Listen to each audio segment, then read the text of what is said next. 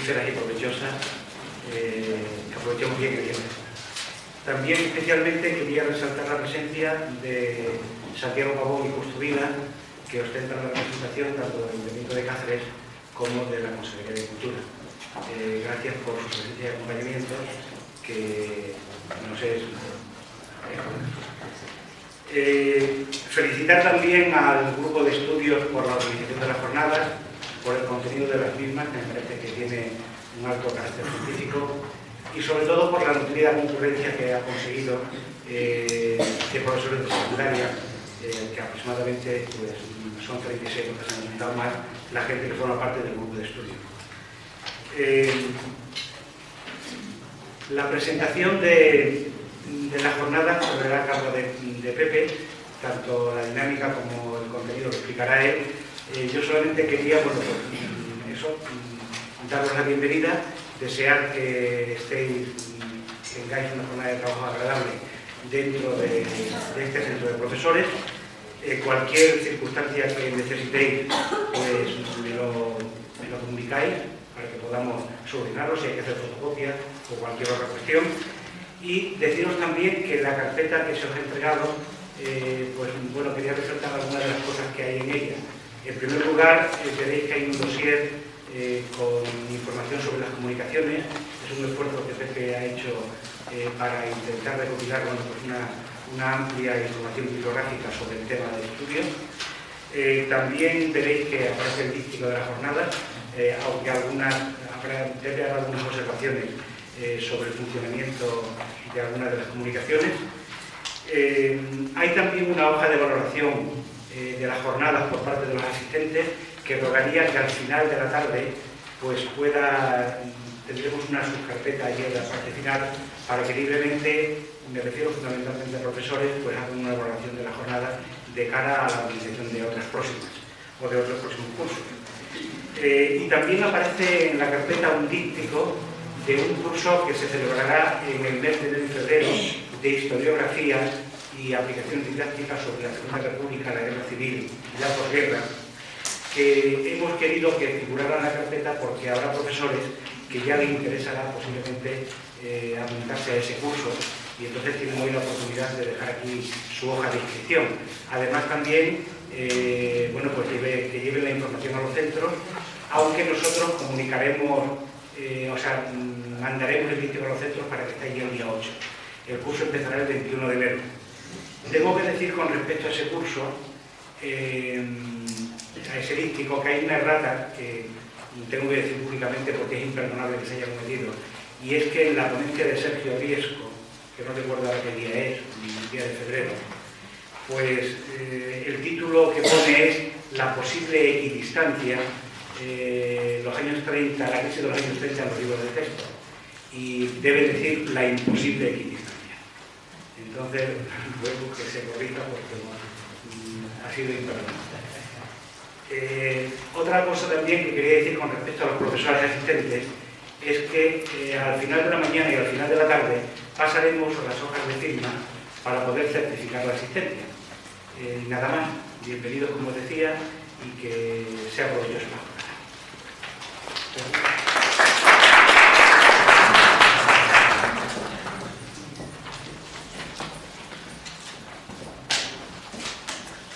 Buenos días. En primer lugar, daros, porque estamos viendo que no muchos somos amigos y conocidos, y para los que no lo sean, pues seguramente que a partir de hoy pues, nos conoceremos mejor y posiblemente que colaboremos más en algunas aventuras. Yo creo, y dar gracias doblemente a aquellas personas que vienen de algunos kilómetros. Por ejemplo, hay gente que viene de Azuaga, de Camino Morisco, de Mérida, etc. Hace un año, concretamente el 2 de diciembre, en un aula que hay ahí a la entrada a la izquierda, 14 personas se dedicaron 2 horas a hablar de la historia social. Y las conclusiones las tenéis en un folletito que hay, muy humilde, sencillo, que se denomina los documentos del jefe. Aquel fue el primer encuentro historiográfico del jefe. Unos meses más tarde, en mayo, hicimos el segundo, ya fuimos 30. Este es el tercero. Parece que el interés, que creíamos que podía ser bastante minoritario, de algunos temas de la historia contemporánea de Extremadura, pues no es así. Y vamos apreciando que con una buena difusión, con muchos fallos todavía, creemos que hay un sector importante dentro del profesorado, pero también de los estudiantes de la universidad, pero también de gente al margen de lo que es académico que le interesan estos temas de la historia contemporánea. Y esa es la razón de ser de este grupo. Era nuestro planteamiento, concretamente de la jornada de hoy, no era otro que buscar tres objetivos muy claros. Como siempre, fomentar el debate. Creemos que es fundamental y que los resultados de ese debate se contemplen en alguna comunicación. El siguiente sería hacer un balance de lo que se ha hecho del tema estudiado, concretamente qué se ha hecho sobre la historia del movimiento obrero en Extremadura. Y sobre todo, lo que pretendíamos era fomentar el estudio sobre la historia obrera en Extremadura. Viendo lo que hemos conseguido, creemos que nos podemos felicitar, por lo menos el grupo que estamos intentando, como digo, dinamizar. Al final han sido 14 comunicaciones, aparte de ponencia y mesa redonda, que creo que van a, por lo menos, ofrecer novedades respecto a la historia del movimiento obrero en nuestra región. Por eso hay que felicitar también a esos comunicantes, a veces anónimos, pero que creemos muy importante que aparezcan aquí con estudios diversos y que creo que van a fomentar el debate en la sesión que vamos a tener tanto de la mañana como de la tarde. Lo único que me gustaría comentar es que debido a, sobre todo a circunstancias familiares, hemos tenido que ajustar un poquito el programa. De las 14 comunicaciones solo van a estar 11 comunicantes, porque hay 3 comunicantes que han disculpado su ausencia, concretamente José María Lama, porque hoy está entregando un premio de una asociación que lo preside, por cuestiones familiares, tanto también Sergio Riesco y Fernanda Ayala no pueden estar hoy. Y hemos reorganizado algo del programa, sobre todo también con la idea de fomentar y de que intervengáis. Concretamente, la primera lectura de comunicaciones va a ser de 3 comunicaciones, que la irá diciendo la persona que esté en la mesa, y las demás van a ser de 4. Eso os va a permitir ganar algún tiempo, sobre todo para que podáis intervenir.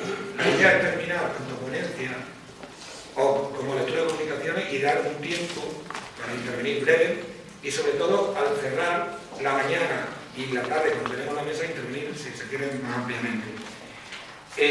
Solo deciros que esta es nuestra primera, si queréis, actividad de cierta complejidad.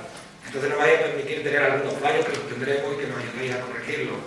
Y sobre todo dar las gracias también a los, como digo, a los comunicantes y a los ponentes por el esfuerzo que han hecho. E igualmente, dar las gracias a, como veis en el cartel, que aparece ahí una sopa de letras, no se ve muy mal, pero nos ha llegado vía internet o vía folleto, a las entidades colaboradoras, que yo creo que sin su aportación no hubiéramos realizado esta jornada. Y sobre todo la organización del Centro Profesoría José Vidal, pues que nos hemos hecho hermanos en las últimas semanas, ¿no? Así que agradecer a Gonzalo Palomo, si no recuerdo mal, que está por la CNT, que como digo, han colaborado, a Juan Carlos Molano, por la Fundación Investigaciones Marxistas, a Mari Carmen Sanabria, de la Fundación Cultura y Trabajo de la UGT, a Santiago Pavón, de la Concejalía de Cultura, y a Justo Vila, de la Consejería de Cultura. Y disculpar la ausencia de Juan Sánchez, del Departamento de Historia, y del responsable cultural del Partido Socialista Obrero Español, que no se quieren imprevisto y no ha podido venir. Lo que vamos a hacer es muy sencillo, la dinámica vamos a empezar, después va a ser muy sencilla, seguiremos el programa, van a intervenir brevemente, y yo les pediría a ellos que se presenten, las entidades colaboradoras. Una vez que intervengan, pasaríamos con la primera ponencia y así seguiríamos, descanso, las comunicaciones, etc. Para completar, igual que Vidal, pues estamos los compañeros del jefe por aquí y sobre todo lo que os animamos es que intervengáis y sobre todo que nos digáis qué podemos hacer en el futuro. De hecho, la jornada para los socios del jefe no termina a las 6:30 como está previsto, sino terminará un poquito más tarde porque tenemos nuestra asamblea anual de socios, a la que también estáis invitados porque creemos que la asamblea no vamos a dar voto, porque la cuota hay que pagarla. Entonces, pero sí está invitado porque creemos que el próximo año vamos a plantear una serie de actividades que vienen a reflejar lo que algunos de vosotros, siendo socios o no, nos habéis manifestado. Muchas gracias por estar aquí, un sábado a las 10 de la mañana, algunos a las 9, pero yo creo que va a merecer la pena y sobre todo va a merecer la pena que os conozcáis entre vosotros. Muchas gracias.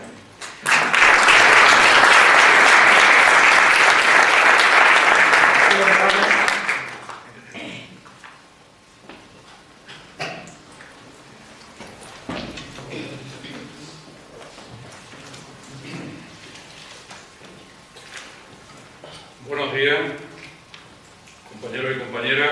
En nombre de la Fundación de Investigaciones Marxistas, queremos saludar a esta jornada por continuar con estos estudios que en los tiempos en que corremos, pues parece ser que es una ave extraña.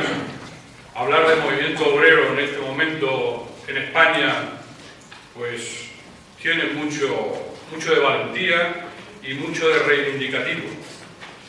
En este momento en que parece ser que reina en general una paz social muy grande, nosotros es bueno que reflexionemos de cuál ha sido la historia del movimiento obrero en Extremadura, desde aquellas primeras revueltas espontáneas contra la desamortización de las tierras de los concejos a mediados del siglo XIX, aquella primera internacional, aquellos primeros, la fundación de los centros obreros en todos los pueblos, o en la mayoría de los pueblos, que eran una escuela de solidaridad, una escuela de lucha unitaria, de reivindicación, aquellas reformas sociales de la Segunda República, aquella represión bestial de la dictadura, aquella vuelta a través de la movilización al final del franquismo y los primeros años de la llamada transición, como la paz social reinante en los últimos años. Es bueno que volvamos a estudiar las enseñanzas, las causas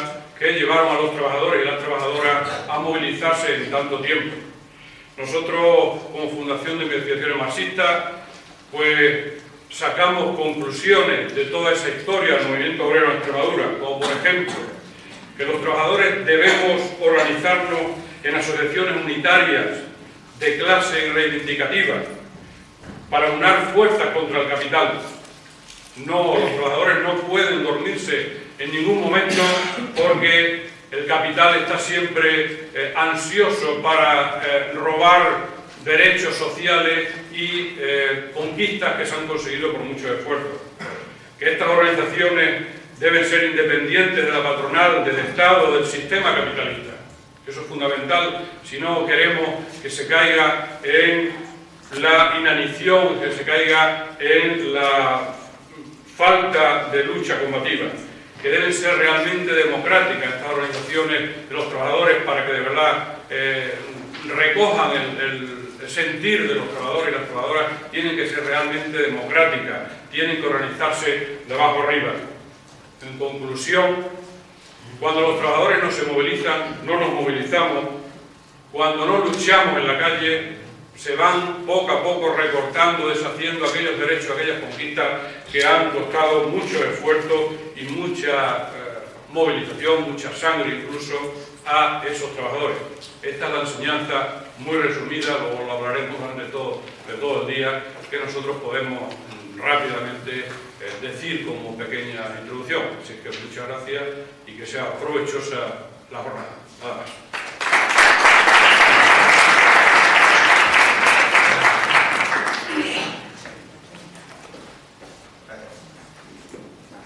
Buenos días a todos y todas, gracias por asistir. No estoy acostumbrado al púlpito, así que no sé tampoco. Bueno, yo hablo en nombre de la CNT, soy Gonzalo Palomo, he tenido responsabilidad hace poco en el Comité Regional y ahora mismo estoy inmerso en un grupo de trabajo que hay a nivel nacional de la CNT sobre nuestra memoria viva, ¿no? Que es como nosotros hemos llamado a este fenómeno de recuperar nuestras señas de identidad, de mirar hacia atrás, hacia nuestros abuelos, nuestros padres, qué les pasó y cómo podemos proyectar en el presente aquellas ideas que ellos tenían y que algunos todavía mantenemos, ¿no? Que sean unos ilusos para algunos, pero bueno, pues pensamos que se puede vivir de otra manera y mejor, ¿no? Entonces, felicitar sobre todo al grupo de estudios de historia contemporánea de Extremadura porque este trabajo de autoorganización, ¿de acuerdo?, es imprescindible si queremos que todo esto lo ha comentado el compañero de la FIM, que debe ser conocido, que debe ser difundido. No podemos esperar a que lo haga la administración. O sea, el movimiento obrero ha estado en gran parte de su historia enfrentado, no solamente enfrentado, sino encarcelado, ¿de acuerdo?, por parte de un gobierno que recordemos que no ha recuperado la legalidad anterior al franquismo, simplemente. O sea, no nos podemos esperar tampoco gran cosa de esta gente, ¿no? O de estas instituciones que han perpetuado y que siguen perpetuando. De manera que estos ejercicios de autoorganización, que precisamente han sido señas de identidad de nuestro movimiento obrero, pues son dignos de alabanza y por supuesto la CNT lo va a apoyar siempre. Es el análisis que hicimos hace 2 años cuando sentamos a ver tranquilamente la memoria, de nuestra memoria y de cómo habíamos trabajado por ella. Consideramos que habíamos hecho un esfuerzo voluntarista importante con otras asociaciones en este movimiento de recuperación de la memoria histórica en general pero que no lo habíamos hecho orientado tanto en nuestra señal de identidad o hacia la propia historia de la CNT y del movimiento libertario en general. Nos planteamos una serie de metas que iban a pasar no solamente por añorar, que es lo que muchas veces se hace, ¿no? Decir qué buenos éramos, qué bien vivíamos y qué organizaciones tan potentes manteníamos, sino también sobre todo decir, bueno, pero es que este proceso está abierto.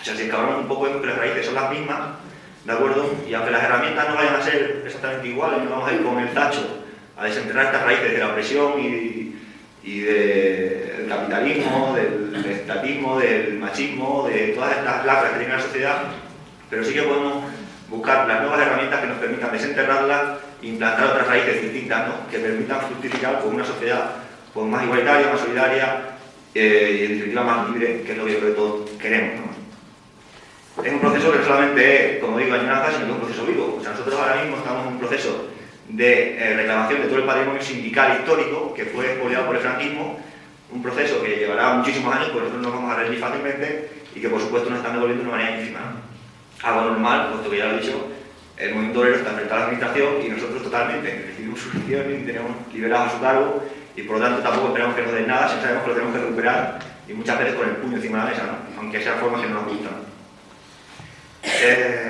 Nosotros siempre, aunque hablo ya de franquismo en dos ocasiones, nos gusta destacar precisamente lo que hubo antes del franquismo, porque creemos que es de lo que nos debemos sentir orgullosos, lo que tenemos que mirar para reflexionar y sacar conclusiones para la acción presente, porque fue un movimiento obrero muy amplio, con una gran trascendencia social y política, fue un movimiento obrero con una identidad propia totalmente separada de lo que era la identidad de la burguesía o la identidad de la clase política, con sus señas de identidad nacionales, muy diferenciadas también de lo que había en el resto de Europa, que precisamente Europa y el resto del mundo admiraban la capacidad de autoorganización de este movimiento obrero. Esto pasa desde las primeras reuniones de la Internacional, ya se hablaba de la sección española, la regional española, que era una regional digna de alabanza, ¿no? Por el trabajo que realizaba. Y por supuesto, un movimiento obrero que puso en jaque al status quo y estuvo a punto de implantar estas nuevas raíces a partir de que fructificara este árbol de la buena aventura, de la felicidad, esta sociedad utópica, que fue lo que dio origen en el siglo XIX a las principales ideas en torno a la lucha social, ¿no? El marxismo y el anarquismo, entre otras. Entonces esto sucedió en el 36, 1936, que aparte de una guerra civil hubo un proceso de ensayo revolucionario en una de las zonas de España, también en Extremadura, ¿no? Por eso a nosotros nos gusta, y es lo que hemos trabajado a lo largo de estos últimos años, en conferencias, charlas, jornadas académicas en la universidad, que hemos concluido una, y es lo que seguimos trabajando, ¿no? Por otra parte, colaboraremos siempre, por supuesto, con todo este otro movimiento que ha habido de sacar a la luz todas las tropelías, todos los asesinatos y conocer mejor lo que supuso el franquismo para la historia de este país y para nuestra situación actual, ¿de acuerdo? Y sin más, muchas gracias por asistir y al grupo de Historia Contemporánea por invitarnos.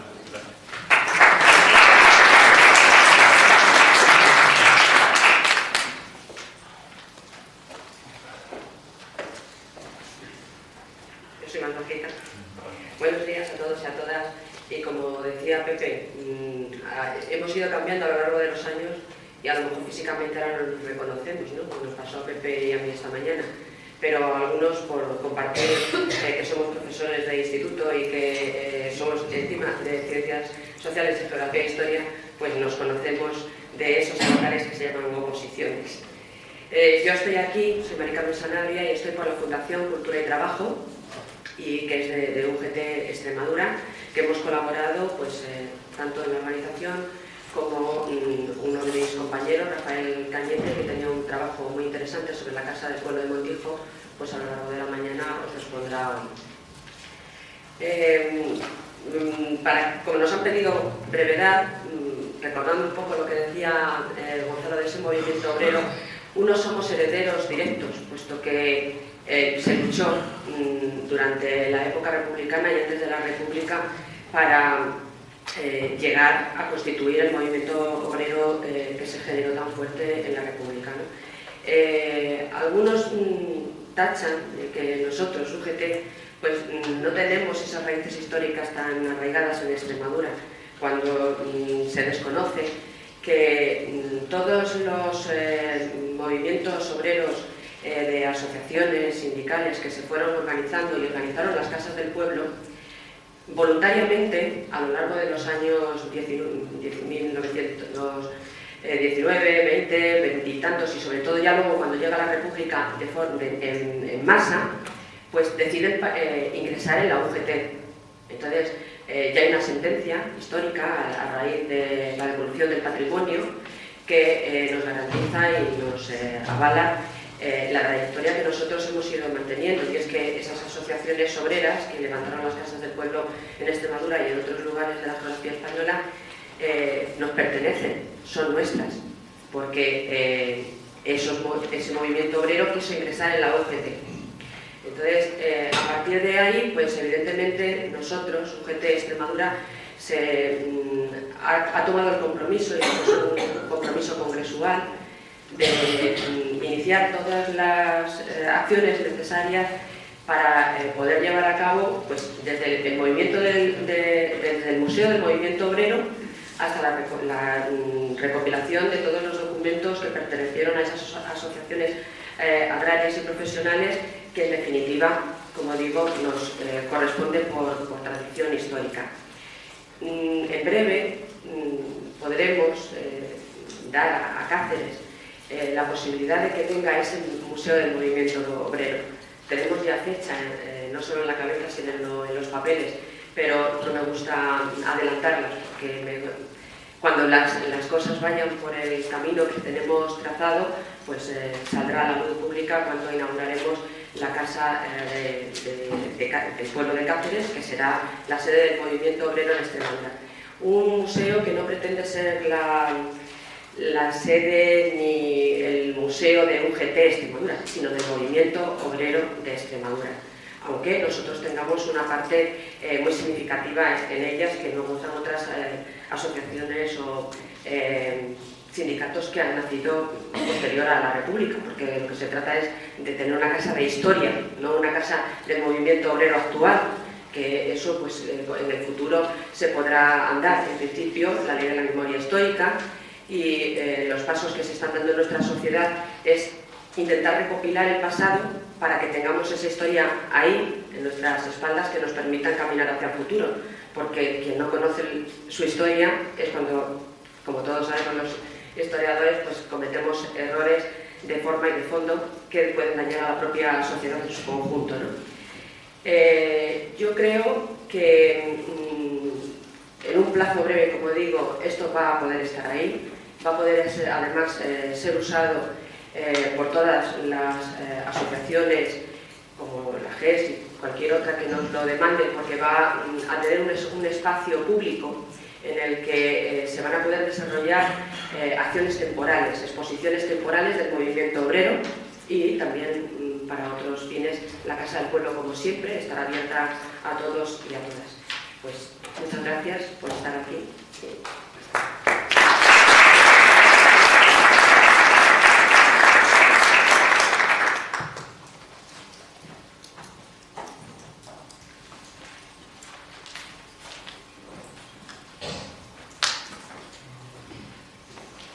Muchas gracias, bienvenidos, bienvenidas. Soy Encarna Chacón, miembro de la Fundación Cultura y Estudio de Comisiones Obreras, colaboradora en esta jornada, y yo brevemente quiero felicitar a la organización de este evento necesario, y que estoy convencida que las conclusiones de las mismas nos van a venir bien, no solamente a los historiadores y historiadoras, sino a todas las organizaciones con esta sensibilidad social que nos es muy necesaria, del conocimiento de nuestra propia historia. Simplemente quería también anunciaros que en breve vamos a estar en disposición, desde la propia Fundación Cultura y Historia, que sabéis que es de Comisiones Obreras de Extremadura, tener ya sede propia, local propio, que nos va a permitir pues desarrollar nuestra actividad con mucha mayor eficacia y garantía, y en este mismo edificio que vamos a tener a disposición para toda la ciudadanía, como no puede ser de otra manera, la vamos a ubicar en Plasencia, y tenemos también el próximo año en previsión dotarnos de un archivo que permita también facilitar la tarea de todos los investigadores e investigadoras. Desde nuestra fundación estamos desarrollando una línea de investigación que nos parece muy necesaria. Sabéis que Comisiones Obreras es un sindicato que se caracteriza, como no puede ser de otra manera, también estudio de género y a través de su fundación es como pretende desarrollarlo, puesto que este sindicato, como no puede ser de otra manera, está en la defensa de las trabajadoras, fundamentalmente, y también de los trabajadores. Entonces, simplemente comunicaros que las líneas más inmediatas de investigación que queremos abrir van a ser en torno al trabajo de la mujer también en nuestra sociedad. El enunciado de las jornadas evidentemente habla de trabajadores, pero queremos entender, lógicamente, que en esa restricción lingüística también van a entrar las mujeres que tuvieron un momento importante, aunque bastante oculto, y afortunadamente cada vez son más las historias de género que están propiciando sacar a la luz cuál es el protagonismo de las mujeres a lo largo de la historia, que es muy necesario. Gracias y disfrutar de la jornada.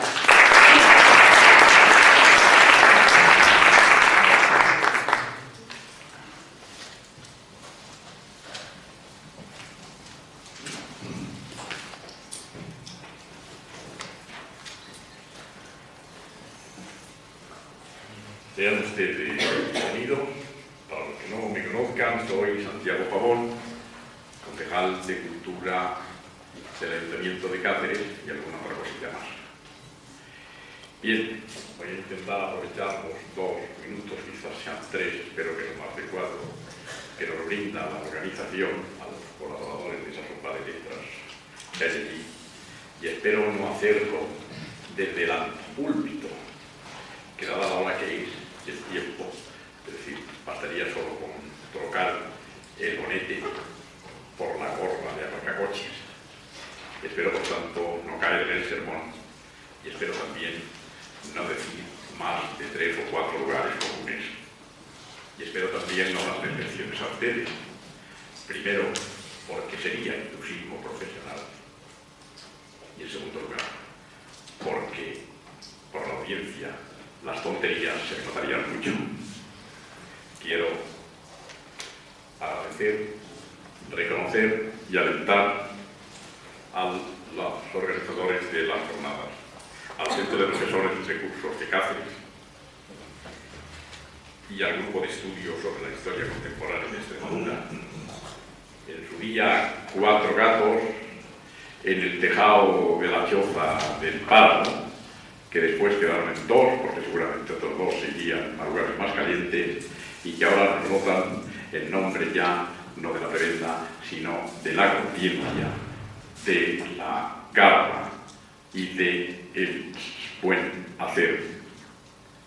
Me estoy dirigiendo a un auditorio compuesto en su mayoría por enseñantes. Ustedes tienen sobre sus espaldas la grave responsabilidad, o irresponsabilidad, depende cómo la ejerza, de crear en los jóvenes, en los niños y en los jóvenes, músculo, cimiento, para que aprendan a pensar, para que aprendan a sacar conclusiones y después que ellos recojan, como buenamente puedan, el conocimiento. Tienen ustedes esa enorme responsabilidad. Pero además las jornadas se centran sobre la historia del movimiento obrero.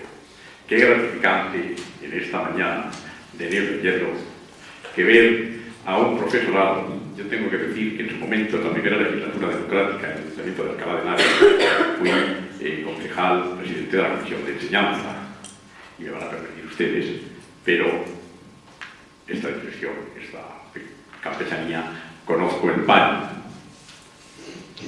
como un colectivo al que se le ha acusado, seguramente muchas veces sin razón, algunas en ella, de ir, en muchos casos, a fichar, en muchos casos, a disfrutar de las grandes vacaciones, como ese colectivo ya entonces, una gran parte de ellos menos, se compromete, va más allá de su trabajo, adquiere responsabilidad de lo que tiene entre manos, de la importancia capital que tiene enseñar, y repito, no a dominar, sino a pensar, y perder jornadas de su vacaciones de verano, perder sábados en compaginar, en confrontar ideas y sacar conclusiones y hacer, por tanto, un enorme servicio a la sociedad. Ustedes aquí van a tener la ocasión, repito, de confrontar esas ideas, de escuchar las distintas ponencias y de sacar a flote de nuevo las experiencias, repito, del movimiento obrero. La historia es fundamental, pero de nada sirve si no se proyecta sobre el futuro. Entendiendo por ello la apertura de caminos, el conocimiento, la creación de conciencia, que es un instrumento fundamental, y sin entender delitos ceremonial, es un instrumento fundamental para conocer y hacer frente al tipo de sociedad que padecemos. Estamos impregnados, claro, por ficción de eso que se llama la condición humana y sus consecuencias, y vivimos 4 días, 2 de los cuales con colesterol, reuma y no sé qué. Yo tampoco se trata de flagelarnos continuamente, pero aquellos que tienen conciencia, aquellos tienen una responsabilidad personal, repito, en ejercerla y en difundirla y en que los demás saquemos provecho de ella. Si tienen ustedes conciencia, tienen ustedes la responsabilidad. Hoy van a hacer, que es un pequeño Magdalena, pero van a hacer, siéntase orgullosos, porque si sacan conclusiones, si nos ponen en situación de ver cuál es la radiografía del mundo, un mundo dual, donde en el primer mundo los ricos cada vez son más ricos, los pobres cada vez son más pobres, y repito, no pretendo sermonear, en donde 2/3 partes de la humanidad se muere de hambre, en donde, como ocurre en Latinoamérica y en Asia, niños de 6 años arrancan las piedras, poco menos que con la boca, y dentro de eso, todo envuelto por el celofán del consumo que a veces nos invade a nosotros mismos. Repito, no se trata de censurarnos, de flagelarnos, sino de poner sobre la mesa estas consecuencias, analizar lo que fue la historia del movimiento obrero de pasado, proyectarla sobre el futuro, ver qué tipo de organizaciones son precisas y son útiles para el presente y para el futuro con ello, y si las administraciones, a las que por cierto deben ustedes flagelar, más o menos cariñosamente, flagelar para que no nos adocenemos y para que no durmamos al calor del pesebre, repito, deben ustedes flagelar, y esas administraciones ponemos a su alcance, dentro de los recursos modestos, los medios que tenemos, ayudamos a difundir lo que ustedes hacen, lo que ustedes concluyen, estaremos sin duda haciéndoles no un acto de justicia. Así pues, a los organizadores, a los presentes, muchas gracias y que les tengan un día muy provechoso, porque es ese provecho que sacaremos todos. Muchas gracias.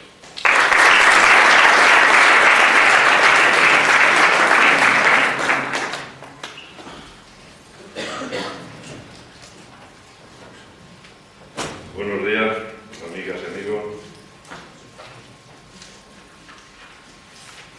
En primer lugar, saludar y felicitar muy calurosamente en nombre de la Consejería de Cultura, de la Biblioteca de Extremadura, que al fin y al cabo es lo que representa un servidor, al Grupo de Estudios de la Historia Contemporánea de Extremadura, al CPR, a todos ustedes por poner en marcha esta jornada. Decían Carlos Marx y Federico Engel allá a mediados del siglo XIX, creo que fue en 1848 aproximadamente, que la historia de todas las sociedades, hasta aquella época, hasta su época, era sin duda la historia de la lucha de clases. Si esto es así, yo creo que sí, la historia del movimiento obrero, la historia de los trabajadores, la historia del movimiento obrero, del campesinado, sí que es realmente historia de lucha de clases, es decir, parte fundamental, posiblemente la parte más fundamental, más importante de la propia historia de la humanidad, en este caso de la historia de España o de la historia de Extremadura, que es lo que nos ha reunido aquí. Una historia, una parte de la historia fundamental y que, como han dicho otros compañeros, vamos a decir, se conoce muy poco, conocemos desgraciadamente muy poco. Un poco más, creo yo, en la provincia de Cáceres que en la provincia de Badajoz. Extremadura algunas veces todavía sigue siendo 2, Cáceres y Badajoz. Creo que se conoce mejor la historia, algunas partes de la historia del movimiento obrero, del campesinado en la provincia de Cáceres que en Badajoz. Posiblemente, creo, no lo sé, pero posiblemente haya influido bastante en ello el que la parte de letras, la parte de Filosofía y Letras, la Facultad de Filosofía y Letras, y por tanto los estudios de historia contemporánea de la Universidad de Extremadura, estén precisamente en esta ciudad, estén precisamente en la provincia de Badajoz.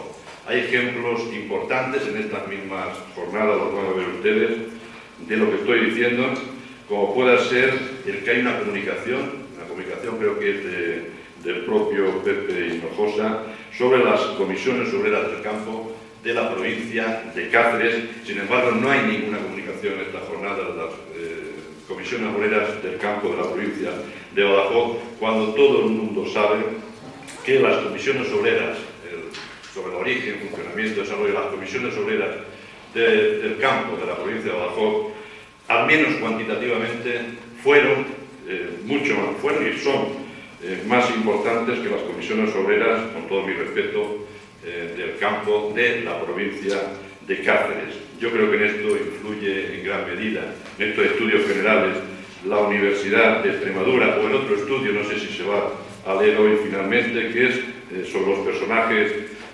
históricos del socialismo cacereño, mucho mejor estudiado personaje histórico, la biografía del personaje histórico del socialismo cacereño, que las del socialismo, pero muchísimo mejor que las del socialismo pacense. Sin embargo, también he visto de la serie de 11, 12, 13 comunicaciones que se van a presentar hoy aquí, que hay más estudios, hay más comunicaciones, y esto es importante para Extremadura, para la provincia de Badajoz, pero para toda Extremadura, relacionadas con la historia local, referentes a la provincia de Badajoz que a la provincia de Cáceres. Mientras que en la provincia de Cáceres creo que hay alguna comunicación en torno a esta ciudad, quizás alguna más, no recuerdo en este momento. En torno a la provincia de Badajoz hay estudios, se van a presentar estudios hoy aquí, locales sobre Mérida, sobre Zafra, aunque no en estos momentos Lama, sobre Fuente de Canto, sobre Montijo y sobre Barcarrota, al menos, que no sé si se me queda alguno por ahí. Decir, para ir acabando, que estas jornadas, este grupo de estudios que la organiza, de alguna forma, yo lo veo como una especie de punta de lanza de la recuperación, una punta de lanza de la recuperación de la historia del movimiento obrero en las dos provincias extremeñas, es decir, en Extremadura. Hay comunicaciones, yo creo, interesantísimas, mirando por encima, yo que sé que van a tocar más o menos profundamente los congresos obreros de Torre de Miguel Selmero, quizás no directamente, los de 1902, los de 1903. Algunos pensamos que el sindicalismo moderno, entre comillas, el movimiento obrero moderno, entre comillas, puede empezar en aquellos congresos obreros de Torre de Miguel Selmero, la huelga general del verano de 1934 entre el campesinado extremeño, la revolución agraria, un hecho importantísimo, también se va a tocar hoy en esta jornada, no la reforma agraria, sino la revolución agraria que se da sobre todo en la provincia de Badajoz, también un poco en la provincia de Cáceres, el 25 de marzo del año 1936 y los días siguientes. Y también creo que se va a hablar aquí de transición, lo ha dicho algún interviniente anterior a mí, y del sindicalismo, el movimiento sindical, el movimiento obrero, no solamente en la transición, sino ya en la democracia.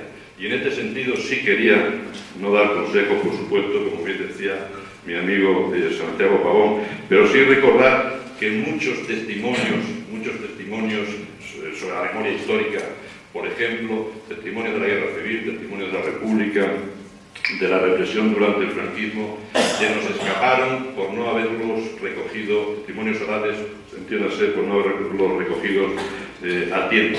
Yo creo que ahora estamos a tiempo de recoger testimonios orales y documentales, por supuesto, de protagonistas de la historia del movimiento obrero extremeño. Todavía viven muchos de ellos, sobre todo protagonistas del movimiento obrero en la transición y en la democracia, y algunos de esos protagonistas no es que vivan, sino que están hoy aquí entre nosotros. Para acabar, creo que se está reaccionando bien, un poco tarde, efectivamente, como tarde se reaccionó en torno al movimiento de la memoria histórica, como tarde se está reaccionando para recuperar la historia del exilio extremeño, los exiliados extremeños, pero se están haciendo, aquí está Felipe, se están haciendo cosas, pero creo que se está reaccionando bien en estos momentos, junto al Grupo de Estudios de la Historia Contemporánea de Extremadura, se encuentran, aquí hay algunos, pues yo que sé, asociaciones como la Asociación para la Recuperación de la Memoria Histórica y algunos otros foros, a cuya instancia se firmó hace ya 3 o 4 años un importante convenio de colaboración entre la Junta de Extremadura, las 2 diputaciones y la Universidad de Extremadura, instituciones como la CNT, como la Fundación de Investigaciones Marxistas, como la Fundación Pablo Iglesias, con trabajos a nivel más bien nacional, a nivel estatal, pero también, y hoy nos acompañan aquí, fundaciones como Cultura y Trabajo de la OGT, como Cultura y Estudios de comisiones obreras, etcétera, etcétera, con proyectos como el Museo en Cáceres, con proyectos como el Archivo Histórico en la ciudad de Plasencia, que van a facilitar, yo creo, muchísimo el trabajo de ustedes mismos o de futuros investigadores. Nada más, queridas amigas y amigos, solamente felicitar de nuevo al grupo que ha organizado estas jornadas, al CPR por acogerlas y decir que desde la Consejería de Cultura acompañaremos, como creo que siempre hemos hecho de una forma u otra, a cuantos proyectos se nos presenten y que vayan en esta dirección. Muchas gracias. Buenos días. No sé si esto va. Vale. Bien, ya empezamos lo que son los trabajos de esta jornada y en honor a nuestro profesor catalán vamos a ponernos a hacer una semblanza completa de toda la trayectoria como historiador del profesor que era Gabriel Sirvent en tan poco tiempo, pues supondría una pretensión por nuestra parte completamente libre. Pero a modo de presentación diremos que ejerce su labor docente como catedrático de la Universidad Autónoma de Barcelona de Historia Contemporánea y al mismo tiempo, y para esto para nosotros sí que es muy fundamental, ejerce su actividad con una presencia muy activa en el grupo de recerca de estudio de historia social y cultural, por el acrónimo. Es también miembro del Consejo de Redacción y cofundador de la Historia Social y asimismo miembro del patronato de la Biblioteca Luz de Barcelona. Últimamente tenemos la satisfacción de contar con su participación como socio de honor de jefes y tengo que decirle profesor del honor. Tiene una amplia obra cuya temática se centra fundamentalmente en la historia del republicanismo y del federalismo, pero así también ha incidido muchísimo en estudios del anarquismo y el anarcosindicalismo. Sus estudios abarcan desde estudios monográficos como los de Joan Peiró y Francisco Montseny, pasa por la historia de España del siglo XX, 1875-1939, y la construcción de la CNT, hace una aportación importante en la dirección de la historia de la cultura catalana y es coautor de la Diputación Revolucionaria 1868-1874, así como de la memoria de la Segunda República Mito y Realidad. Ha incidido también en aspectos internacionales, como en el contexto internacional del Frente Popular. Su obra más reciente es El catalanismo y la cultura federal. En la certeza de que su ponencia, cuyo título Historia del movimiento obrero sin obreros, algunos problemas actuales de la historia del movimiento obrero en España, será de un gran interés para todos nosotros. Muchas gracias. Como siempre pasa en estos casos, uno tiene tentaciones de ponerse colorado, pero en cualquier caso quiero manifestar mi agradecimiento por la invitación y por la acogida que ya algunos de vosotros, en especial Felipe, Roberto, etc., le habéis dispensado. Como os hacía un poco referencia indirecta o implícita ahora, he introducido un pequeño cambio en el título inicial que hablaba del estado actual de la historiografía sobre el movimiento obrero y lo he reconvertido hacia el título que ha leído ¿Por qué? Porque de hecho se trata de que no voy a entrar en ningún repaso, he querido manifestar con ese cambio, que no voy a entrar en ningún repaso libro a libro de la bibliografía reciente, ni tan solo de los que se puedan considerar más representativos o importantes. Voy quizá con mayor o menor fortuna, pero voy a intentar hablar de problemas y tendencias y pretendo por tanto una discusión que espero que sea útil a la hora de marcar objetivos y pensar en enfoques del trabajo de investigación concreto que muchos de vosotros pues, estáis en ello, estáis implicados. Empecemos con unas pocas reflexiones muy generales e introductorias acerca de la importancia de contar con una infraestructura historiográfica y contar también con un diálogo de todo historiador que hay que mantener con las propuestas de renovación metodológicas y cómo intentar ver esta relación entre infraestructura historiográfica, el necesario diálogo a mantener con las relaciones o reflexiones de renovación metodológica que se nos presenten, digo, la relación entre estos dos factores y una buena y en todo caso lo máximo de eficaz posible historia local. Yo primero he de empezar, como digo, diciendo cosas que pueden parecer muy elementales, pero espero que su conclusión no lo sea tanto de lo que. En España yo creo que no ha sido fácil, y esto muchas veces se repite, no ha sido fácil la construcción de una historia de la clase obrera importante, potente. No ha sido fácil, no digo que no exista, sino que no ha sido fácil.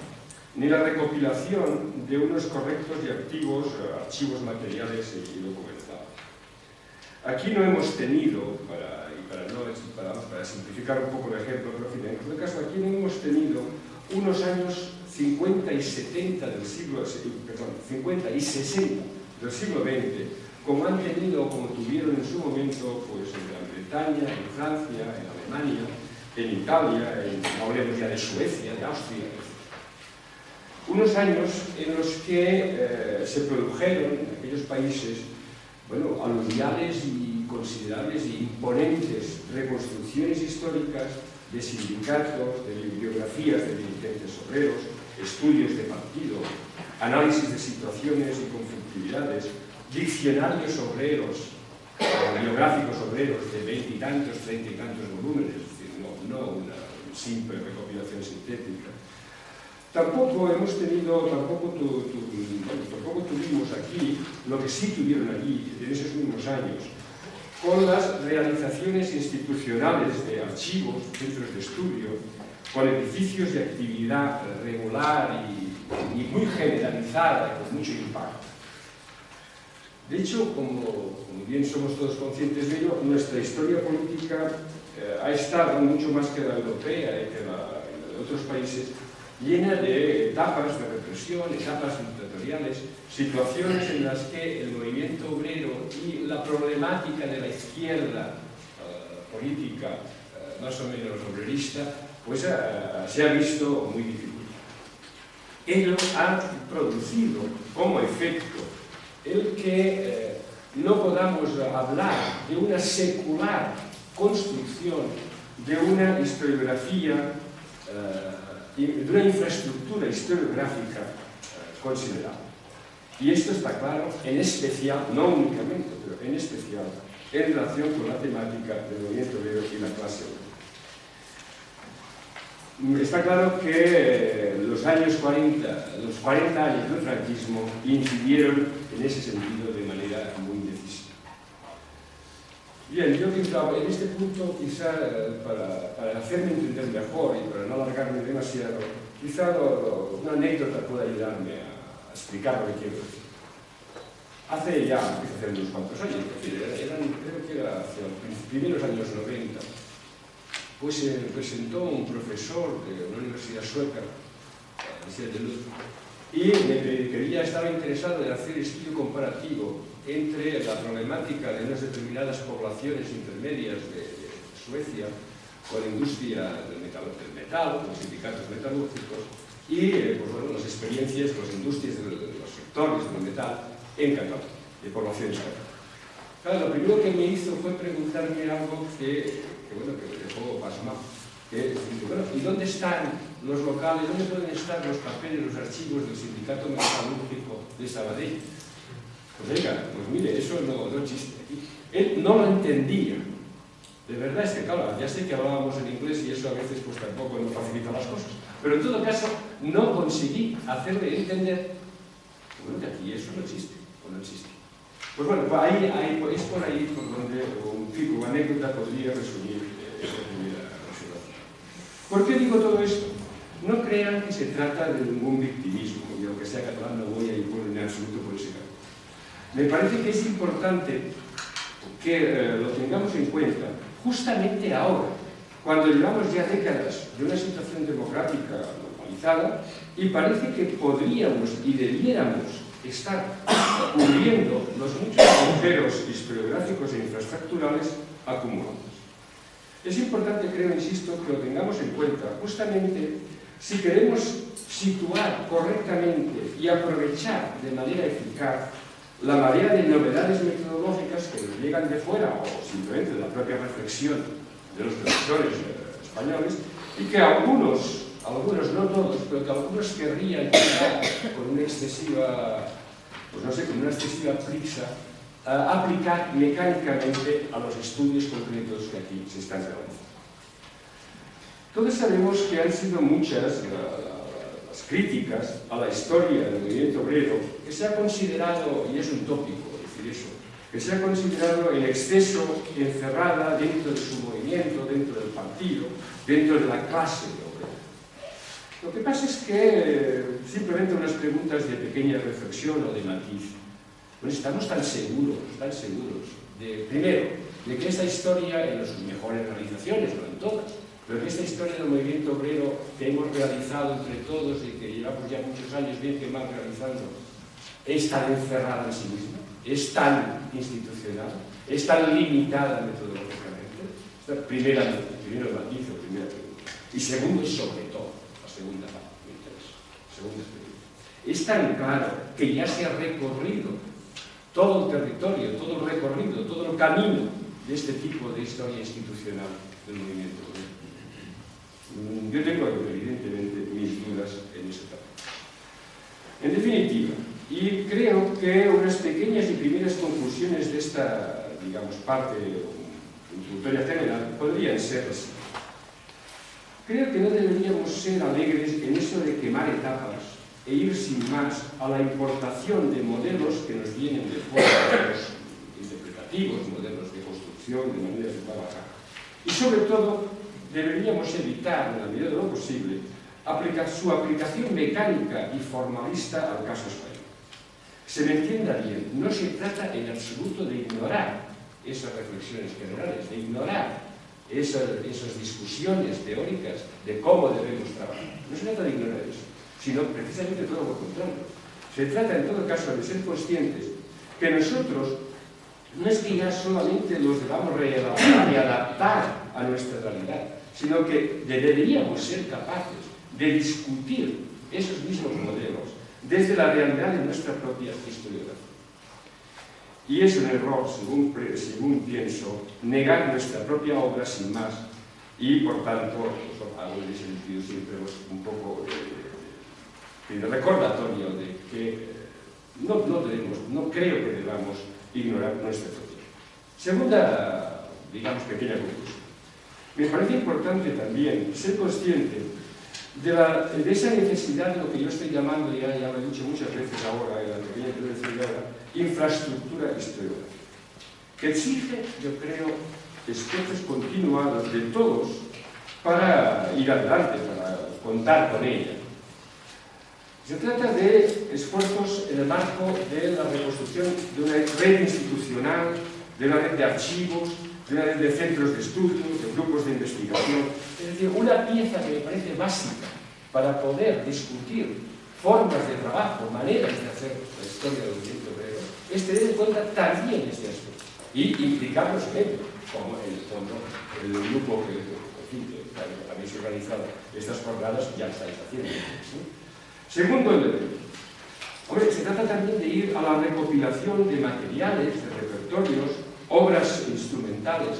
Es decir, no abandonar la necesidad y la conciencia de la necesidad de este grueso de materiales de base importante.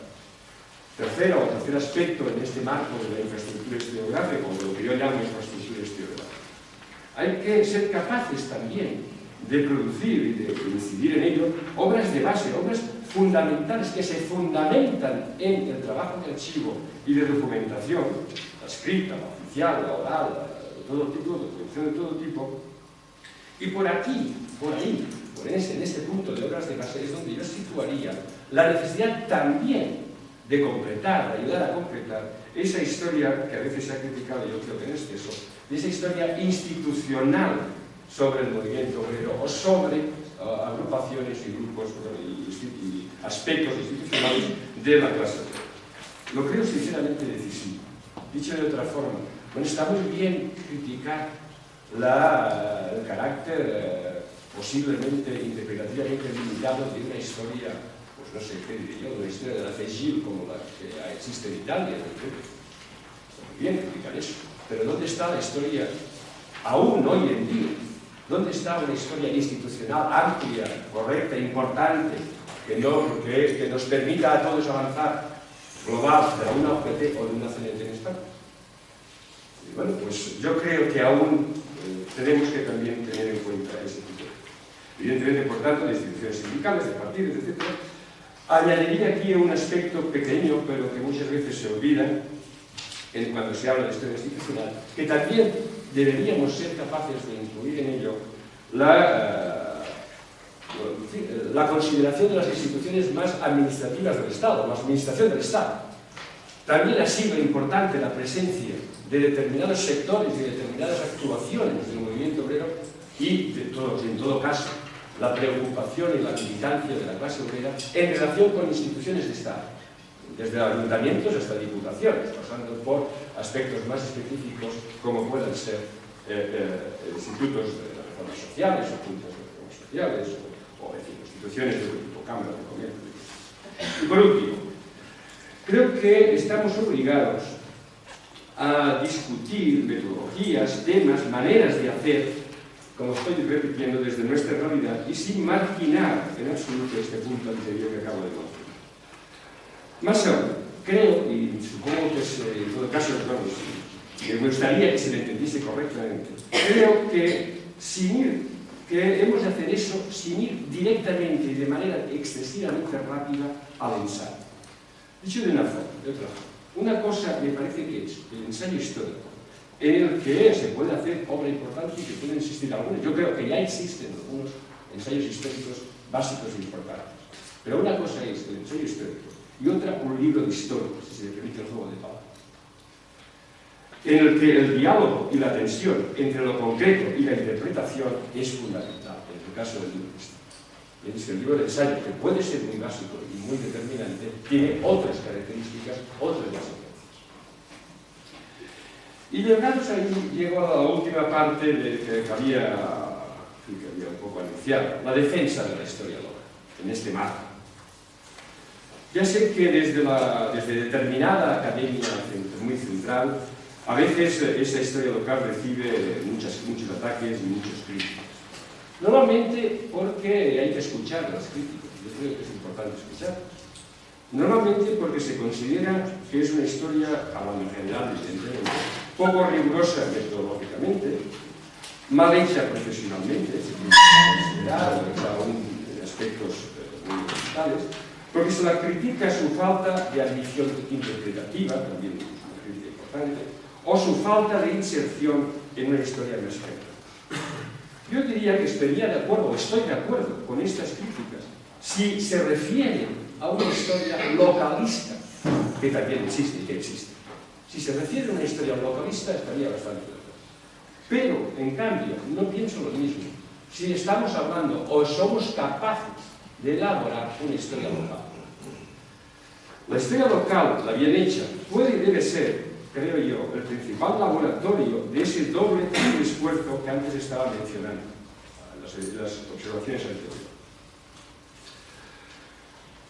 un esfuerzo, vamos, de recopilación, de materiales, no quiero repetir, de reconstrucción institucional de la organización y movimiento, de bibliografías instrumentales. Eso sí, esa historia local debería tener y ha de asumir una mayor ambición y una mayor centralidad en sus planteamientos, que es la de asumir precisamente por qué es historia local. No porque es historia local no hacerlo, sino al contrario, asumir por qué es historia local una alta complejidad metodológica. Es decir, uso entrecruzado de metodologías, uso entrecruzado interdisciplinar realmente. En la historia local es posible hacerlo, aunque evidentemente no es que sea fácil. Con lo cual, a donde tendríamos es, por decirlo así, por eso pues, un poco el reto es, por tanto, justamente el reto de la historia local, y puede parecer pues, quizá una ambición excesiva, pero creo que es por ahí por donde todos hemos de conseguir avanzar. El reto es justamente el de discutir y alterar desde su práctica esos parámetros generales. Podríamos entrar aquí, supongo que no hace falta muchísimos ejemplos, incluso, y para poner un ejemplo diverso que no tenga que ver ni con Barcelona ni con Madrid. Por ejemplo, la historia del PC. Está muy bien que se conozca el papel de la Internacional Comunista, que se conozca para simplificar el papel de Moscú. Está básico, nadie niega eso. Pero cuidado, la historia del PC no se termina en Moscú. Y, por tanto, el juego está no en aplicar lo que nos viene, las consignas, la visión que nos viene desde los materiales de Moscú sobre la historia del PC, no sé, donde sea, no en aplicar, sino en discutir estas informaciones, esos papeles, estas observaciones, desde lo que podamos entender o fabricar de historia del PC, porque es igual en Extremadura, en Andalucía o donde sea. Bien. Entro ahora, decía, en una segunda, un segundo punto de intervención. Lo decía hace un momento, el Estado del movimiento obrero y de la clase obrera no debiera renunciar a su propio patrimonio historiográfico. Y por tanto, yo soy de los que pienso que ese patrimonio, que es importante recordar, y a mí me gusta hacerlo, no voy a estar ni mucho menos entrar en su detalle, recordar elementos básicos como mínimo de ese patrimonio historiográfico propio español respecto a la propia historia del movimiento. Y precisamente creo que si lo recordamos con una cierta, una cierta consideración concreta y secular, no centrándonos solo en alguna coyuntura del año 70-75, sino de una forma un poco más general, veremos que ese patrimonio historiográfico propio no es ni tan cerrado, ni tan limitado, ni tan metodológicamente pues conscrito a una determinada interpretación como a veces alguien piensa o alguien ha pensado. Existe, yo creo, en ese sentido, una tradición que, para simplificar mucho, que en el siglo XIX, en una tradición del siglo XIX, que se mueve alrededor de dos grandes ejes de elaboración de historiografía sobre la clase obrera y sobre el movimiento. Los dos grandes ejes serían, por un lado, el sociológico y el antropológico, que tendrá, para simplificar, en Madrid una potente caja de resonancia, que tendrá desde Madrid una potente caja de resonancia, que es el análisis de la línea sociológica y antropológica. Y existe también una considerable tradición de esfuerzo por introducir esta historia del movimiento obrero y de la clase obrera, no solo del movimiento obrero, introducirla en la dinámica de la historia política contemporánea, de la contemporaneidad del proceso. Está claro que en un caso y en otro, eso sí, a lo largo del XIX le costó, no tuvo un excesivo papel la historia más académica de la época en esos dos campos, eso es cierto. De hecho, hubo dificultades para incorporar el tema obrero a la historia más canónica del momento, incluso la liberal. A mí me gusta, sin entrar en detalles sobre las historias del Pirala, las historias del La Fuente, uno va a coger las grandes historias, o de Cano, etc., las grandes historias políticas del siglo XIX en España, que las hay, que son grandes, son importantes, y busca el tema y uno se encuentra con sorpresas incluso escandalosas como la que voy a comentar ahora. Y para que no se diga tampoco a nadie con tirada, se le pongo un catalán. Víctor Valor. Historia importante, no sé si creo que son, en la versión que yo consulté, creo que eran 12 volúmenes, sobre la historia de Cataluña, que básicamente está centrada en el siglo XIX. Pues bien, en esa historia uno se fija y busca el bienio progresista, 1854-56. El bienio progresista, sin mencionar en ningún momento la huelga general de 1855, sin mencionarlo, la general obrera, el bienio está liquidado en dos partes. Bien, a continuación viene la guerra de África y exactamente la intervención de Pry, no ya la guerra de África en conjunto, la intervención de Pry en la guerra de África le lleva al señor 27 páginas. Bueno, es verdad, por tanto, la historia más académica, la historia más importante del siglo XIX le cuesta incorporar el tema obrero. Ahora bien, la Primera Guerra Mundial, es decir, si continuamos avanzando un poco, no en los siglos XIX, sino durante la Primera Guerra Mundial, el siglo XX ya, hombre, la verdad es que ahí sí que los historiadores importantes empiezan a pensar o a entender que eso de los obreros alguna cosa es, y alguna cosa que tienen que meter en la historia, ¿no? Es un poco, de hecho, la verdad es que incluso explícitamente está dicho así, la verdad es que es un poco Gordon ignorar el movimiento obrero cuando tienes pues, todo lo que significa en España 1919, por ejemplo. Claro, o la CNT de 1919, o es igual, o el ascenso y el desarrollo de la OGT de aquellos. Pues bien, la cuestión es Altamira, ¿cómo lo hace? Altamira, Rafael Altamira, pues, ¿cómo lo hace? Pues, hombre, es que ahora descubre, y lo dice así, que los obreros son un factor determinante de la vida política, y por tanto justifica con esta frase el que hable de los obreros en una historia federal. Porque se han convertido en un factor determinante de la vida. Bien, de todas formas, esta incorporación donde pues, estaría Altamira, Ballester, Zavala, esa incorporación de temática obrera, tiene una característica que me interesa destacar. Sería lo que marca la historiografía, la historia académica importante, básica, de aquellos años 20 y 30 del siglo XX. Y esta característica es la de tener un especial interés en, bueno, en llevar los conflictos obreros, llevar la problemática obrera a la historia, pero dejar muy claro que eso de las clases y que eso de que la clase obrera y la sociedad obrera en la sociedad liberal pues exista lucha de clases, eso es mucho más discutible, dicho de otra forma, que no existe lucha de clases en la sociedad liberal. Y para que no os lo quede, que lo digo yo, déjenme leer un trozo muy concreto. ¿Qué dice? Zavala, en este caso es un trozo de la historia de Zavala, de Tío Zavala, en 1900. Dice, anulada pues la nobleza como tal clase social y derrumbado el basamento económico sobre el cual apoyó el clero su hegemonía durante siglos, la sociedad española se democratiza rápidamente, hasta el extremo de poder afirmarse que desde la muerte de Fernando VII el Estado llano comienza a serlo todo, y que dentro de él no es cosa fácil hacer la distinción de clases, sino la de individuos, ya que solo la riqueza puede deslindar los campos entre las llamadas burguesía y la plebe. Y ese elemento de diferenciación, aun siendo tan perceptible, no tiene eficacia suficiente para constituir los vínculos característicos de una clase social.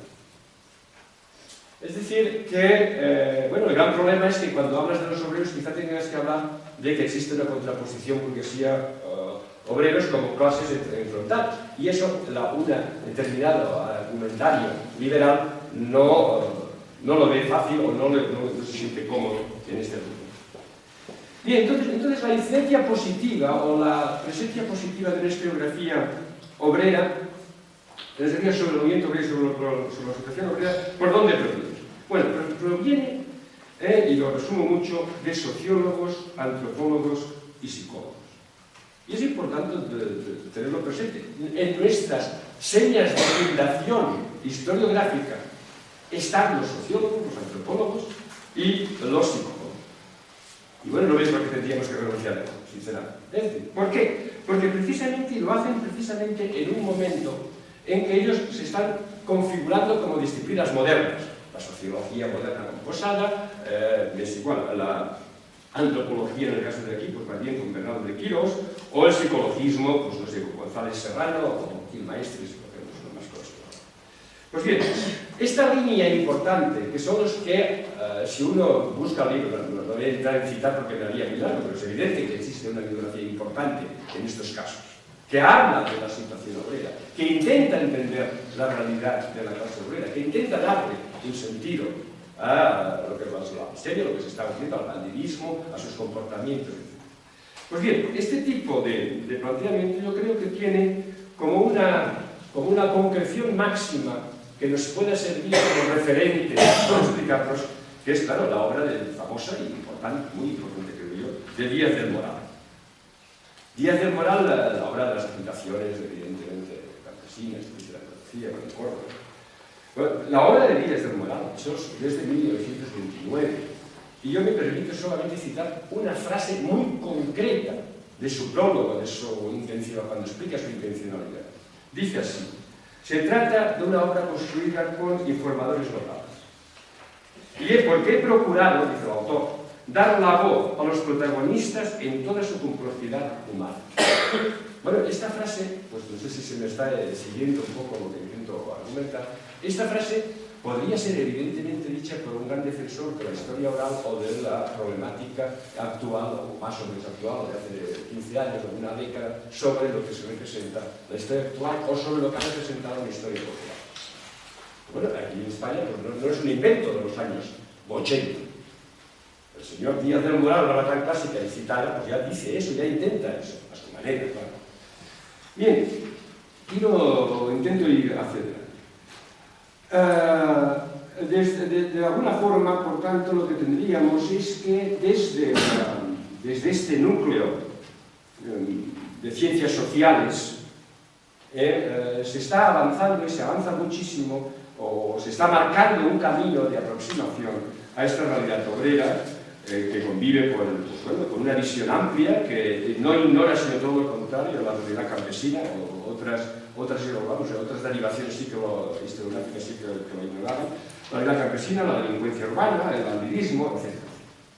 Bien, lo que sucede es que no existe solo esta línea de trabajo, existe también una línea militante que menos intelectualizada, o menos reflexiva intelectualmente si se quiere, pero que yo creo que también debemos tenerla muy presente.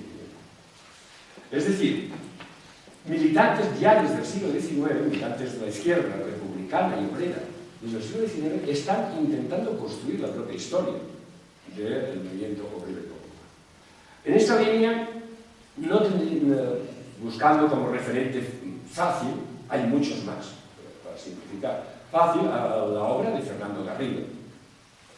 Pues bien, en esta línea,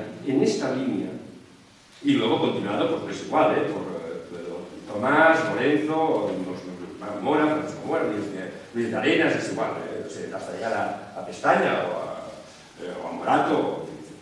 Bueno, en esta línea lo que me interesa destacar es que se está actuando formulando un tipo de historia que en el contexto europeo, por ejemplo francés, se le llama muchas veces radical democrática. Y en otros contextos se llama más bien una historia popular humanista. Bien, pues nosotros aquí también la tenemos como una de las fuentes de la historiografía del movimiento. Y creo, insisto, que no deberíamos minimizar. Bien, podríamos hacer una especie de complementariedad, que voy a limitar mucho, con lo que sucede desde la dinámica barcelonesa, y que es una dinámica que introduce, bueno, se mueve en este mismo contexto, pero introduce algunos matices. Los matices fundamentalmente, y lo resumo mucho, existe también una intervención de ciencias sociales en el origen de esta historiografía sobre el tema obrero, pero esta intervención de ciencias sociales no es de sociólogos o antropólogos, sino más bien es de economistas, ingenieros y médicos. Y podríamos hablar bastante de lo que significa esto. Esta intervención y esta elaboración de esa historiografía tiene además una relación muy estrecha con dos fenómenos que se dan en el núcleo de Madrid, que están contrastados. Uno es una historiografía con una incorporación importante de la cultura católica. Es decir, muchos de estos ingenieros, no todos, pero muchos de estos médicos son católicos y ejercen de católicos. Y o son, pues, o de los higienistas, etcétera, o los estadistas. Otra característica diferenciada es que, aparte de ser católicos, mantienen muchas veces una relación estrecha con instituciones empresariales. Buscan el soporte empresarial para que les paguen los estudios, por decirlo así. Mientras que en Madrid normalmente se trataría de personajes mucho más estrechamente relacionados con la institución libre de enseñanza, con el clausismo, con el institucionismo, por tanto no con el catolicismo, y mucho más relacionados con la dinámica universitaria y por tanto no tanto con la dinámica empresarial. Sería un poco más difícil. En todo caso, también en Cataluña existe una obra que yo creo que puede ser referente y que resume un poco las cosas de ese terreno, que es la obra de un economista, historiador, pero economista también, que es y del tiempo del Día del Morado. Me estoy refiriendo a la obra de Manuel Raventós, de 1925, que se llama, también es muy conocido como mínimo en el ámbito catalán, Assaig sobre algunos episodios, o sea, ensayos sobre algunos episodios del movimiento obrero del siglo XIX en Barcelona. Bien, Raventós que introduce, pues algo complementario a lo que he dicho antes, hablando del Día del Morado. Bueno, introduce la idea muy explícita de uso crítico de las fuentes documentales y lo explicita y lo intenta justificar. Pero eso sí, uso de prensa, libros basados en documentos oficiales y basados en los propios protagonistas, en los propios obreros, en las propias publicaciones de los obreros. Por otro lado, intenta la consideración de los aspectos ideológicos, pero no desde el punto de vista de los programas, sino de las ideas que tienen los militantes. Es decir, hace una distinción, que yo creo que es muy importante y muy productiva a la larga, una distinción entre el programa elaborado formal de un partido, de un grupo, de un sindicato, y lo que piensa el dirigente, no dice ya el pueblo, pero sí el dirigente obrero, el cuadro, el sindicato, etc. También otra característica, está obsesionado, y yo creo que eso marcará muchísimo la historiografía catalana, está obsesionado en introducir la problemática obrera, la problemática del movimiento obrero en el contexto de la historia política. Es decir, no lo plantea como un estudio aparte, sino precisamente como un elemento de la historia política. Y por ahí, pues yo creo que eso tendrá mucha importancia. Y además apoya y usa, y es novedoso, creo, en su momento, apoya y usa la historia local, como tal. Historia y usa materiales.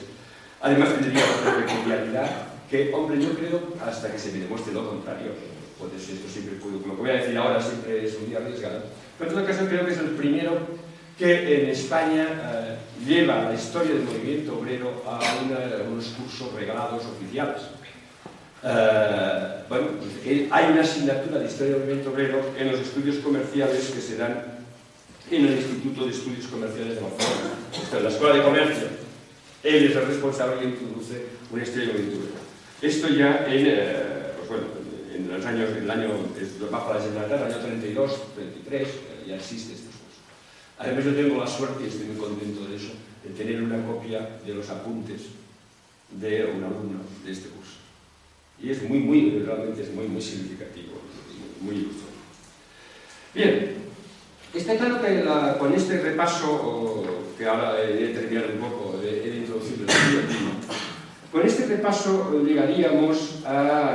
podríamos llegar y deberíamos llegar a dos conclusiones. Una primera es la de que, lo matizo un poco, pero no quiero la dos creo que sería, por un lado, que existe esta tradición, y segundo, que no lo he explicado, que la guerra civil, que trunca tantas cosas, que evidentemente detiene, bueno, más que la guerra civil, el resultado final de la guerra civil, que trunca tantas cosas, que detiene este camino en muchos casos. De todas formas, deberíamos ser conscientes que lo complica, lo dificulta, pero algo hay. Y es muy significativo situarse en los años 50 y 60, no en los 70. En los 50 y 60 y ver qué pasa desde la universidad. Y pues uno se lleva sorpresas. Porque aunque sea con formulaciones quizá posibilistas, quizá más pragmáticas, a veces más dependientes de tradiciones ideológicas un poco falangistas, o lo que sea, pero jugando un poco con todos los matices que se quieran, se reproduce el esquema anterior. En Cataluña, desde un núcleo como puede ser el profesor Vicens de Historia, se vuelve a recuperar lo que podríamos clasificar, decir, el modelo Ravitos de Historia del movimiento obrero. Es lo que representa para mí la gran importancia de la escuela de Vicens en ese terreno, con Casimir Martí, por ejemplo.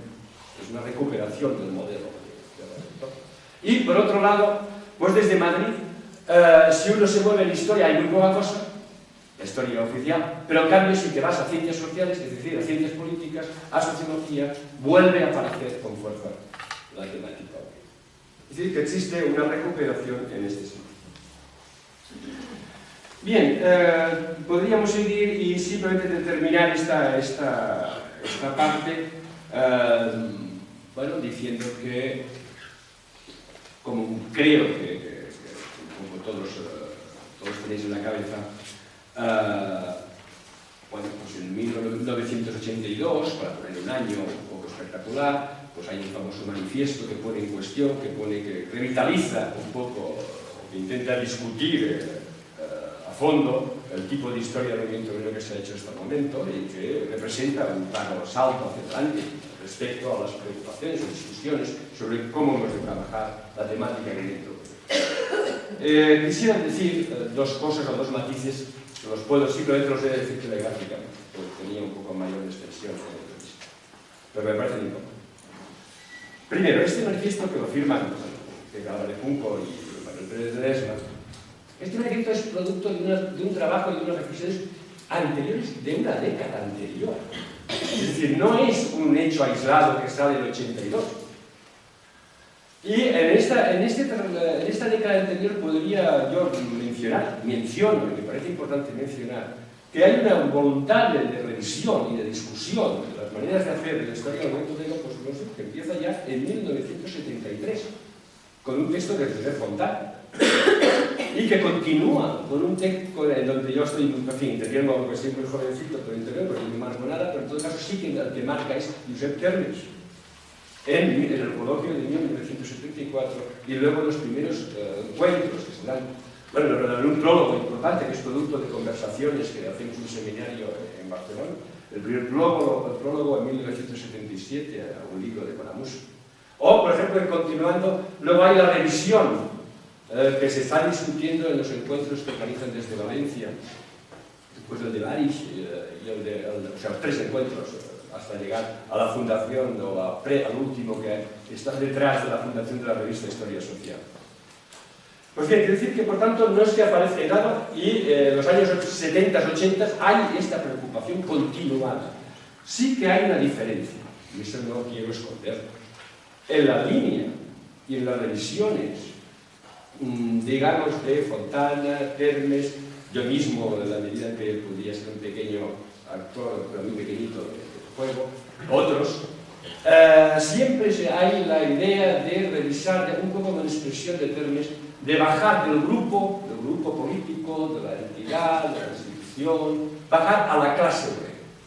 He dicho de otra forma, siempre hay la preocupación de mantener en el eje del estudio la problemática de la clase obrera, con todos sus matices, todas sus amplitudes, pero la problemática de la clase obrera. Mientras que, por el lado de lo que impulsan y representan las revisiones de Pepe Álvarez Junco o de Pérez Ledesma, por este lado hay más una preocupación por la creación de una nueva historia social que ya deja de ser movimiento obrero estrictamente, que se convierte en historia de movimientos sociales y que, por otro lado, está a las puertas, como se verá después, de aceptar y de introducir de manera muy fuerte el giro cultural. Es decir, que hay en ese sentido, y en ese segundo sentido, se tiende a diluir, que no a ignorar, pero se tiende a diluir el papel central de la reflexión y la problemática de la clase.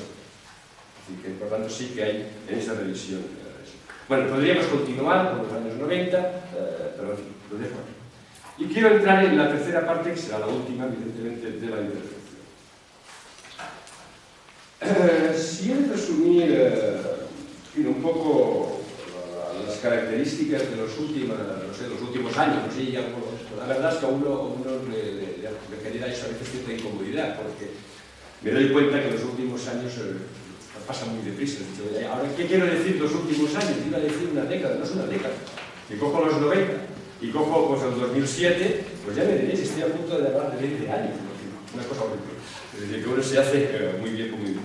Pero en fin, en todo caso, si tenemos en cuenta o resumimos características de la última producción historiográfica del movimiento obrero más reciente en ese sentido, yo creo que se puede resumir de la manera siguiente.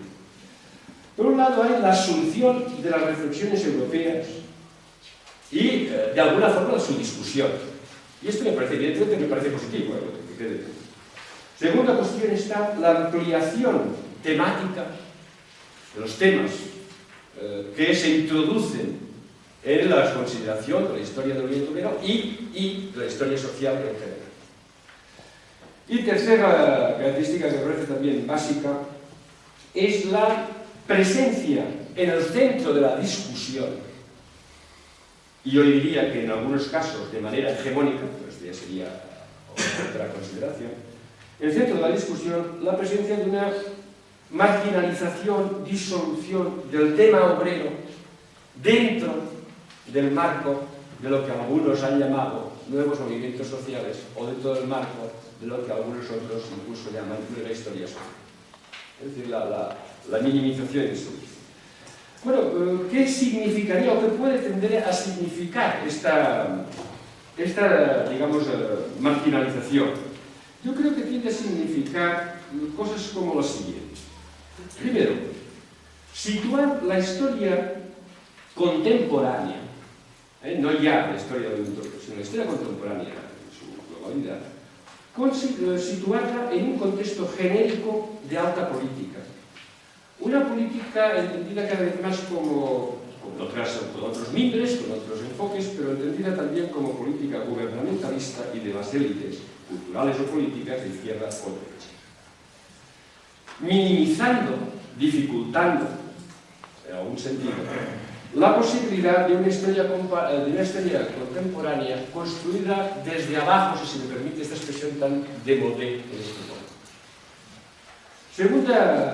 Segunda implicación de este tipo de situación en que nos encontramos.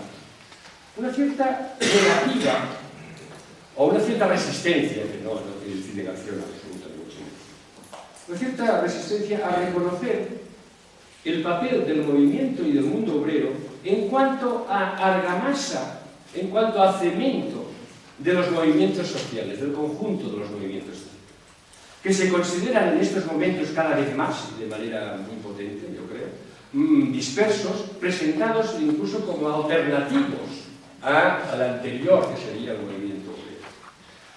Y de forma, yo creo, quizá un poco abusiva, pues presentados como totalmente autónomos y al margen de la dinámica de la historia del movimiento. Piénsese incluso con factores tan actualistas como las dificultades que tienen los actuales participantes e integrantes de movimientos pacifistas o de movimientos antimilitaristas o de movimientos feministas para reconocer un sustrato común y una historia común con una historia del movimiento. Es decir, se prefiere, y por decirlo así de manera incluso polémica, se puede preferir, si hablamos del feminismo, entender la autonomía del movimiento feminista, derecha, izquierda, de centro, católico, todo el mundo allí, y en cambio se resiste uno a reconocer el papel o la relación con la historia del movimiento. Bien, tercera cuestión, y que no me parece menos importante, a mí me parece muy importante lo que voy a decir ahora. Creo que en este estado en que estamos hay un abandono de las referencias más estructurales y básicas que habían surgido del diálogo, difícil pero abierto, de los 60 y 70 con la historia económica de la sociología del trabajo. Si bien puede ser cierto que en estos momentos actualmente la mayoría de la historia económica se mueve en ambientes y parámetros, digamos, cuantitativistas, incluso manchesterianos, y que una parte de la sociología tiende hoy en día a la defensa de modelos tayloristas o análisis tecnológicos de la empresa, a pesar de todo, yo creo que es, primero, que ni la historia económica toda es cuantitativista, ni la sociología es toda taylorista. La primera cuestión es esta, que es importante no equivocarse. Y segundo, que continúa siendo posible, fructífera y necesaria una activa historia social de la economía y del mundo del trabajo, que no olvide el protagonismo del trabajador y la clase obrera, así como una sociología atenta a la explotación del obrero y su mundo. Evidentemente, yo creo que si existe esta sociología y esta historia económica, aunque sea minoritaria quizá dentro de la academia, cosa que sería discutible, aunque sea minoritaria, los que hacemos o los que intentamos trabajar en historia movimiento obrero, pues deberíamos aprender de ello, ir a un diálogo y mantener relaciones con ese tipo de historia. Y no deberíamos ignorarnos en eso.